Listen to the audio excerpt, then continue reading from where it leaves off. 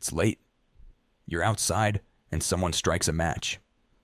The kindling catches.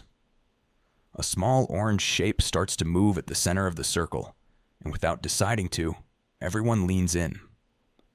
Conversation drops half a register. Phones go into pockets. Somebody pokes a log and a spray of sparks lifts into the dark, and for a moment nobody says anything at all. You could be cold. You could be tired. It doesn't matter. Your shoulders come down from around your ears, and you feel, for no reason you could name, safe. Why does that happen? Why does a controlled bit of combustion, something that could burn your house down, make a human being relax? The easy answer is the obvious one. Fire is warmth. Fire is light in the dark. Fire keeps the animals away. Of course it feels good. It's the thing that meant you wouldn't freeze and wouldn't be eaten. Comfort equals safety. Safety equals calm. End of story.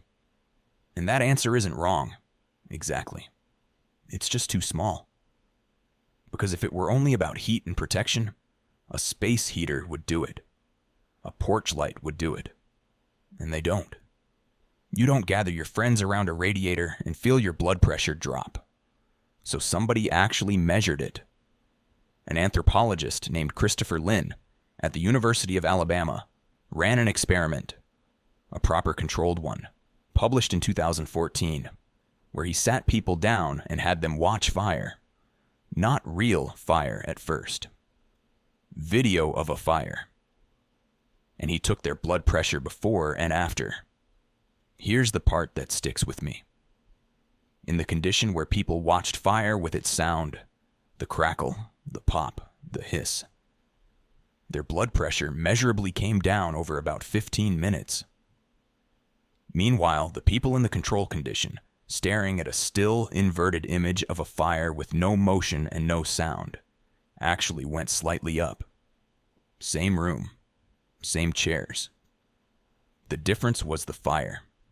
Now I want to be careful here, because this is where these stories usually oversell.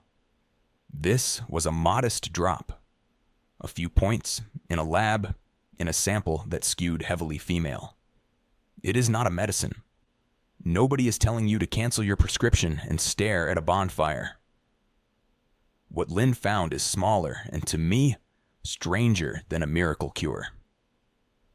He found that the calming isn't in your head as a vague mood. It shows up in your arteries. Your body is doing something, physically, in the presence of fire that it does not do in the presence of a picture of fire. And then the detail that cracks the whole thing open. It wasn't mainly the flames. It was the sound.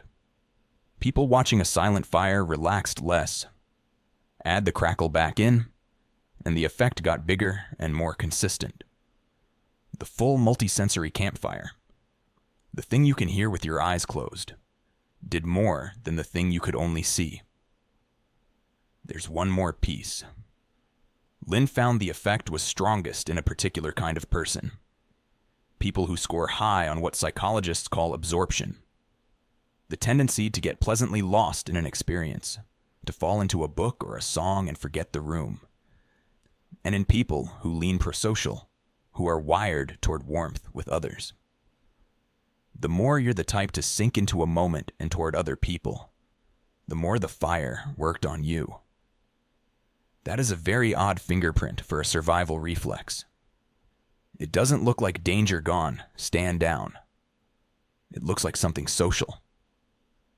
So how far back does this go? Here's where I have to be honest with you, because the internet will tell you humans have gathered around fire for 2 million years, and the truth is messier and more interesting. There are deep, tantalizing hints.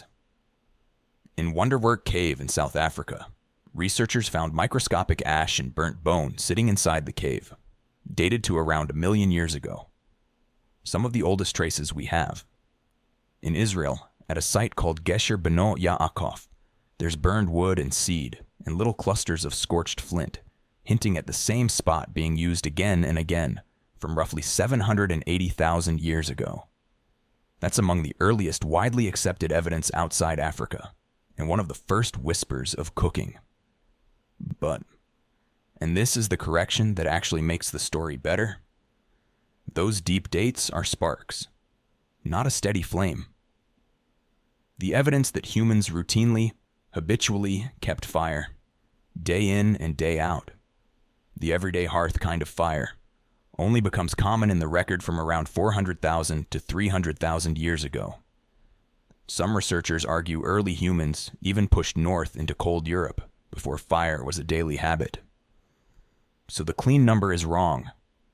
The real picture, the oldest hints reach back more than 1 million years, but fire only clearly becomes an everyday hearth a few 100,000 years ago.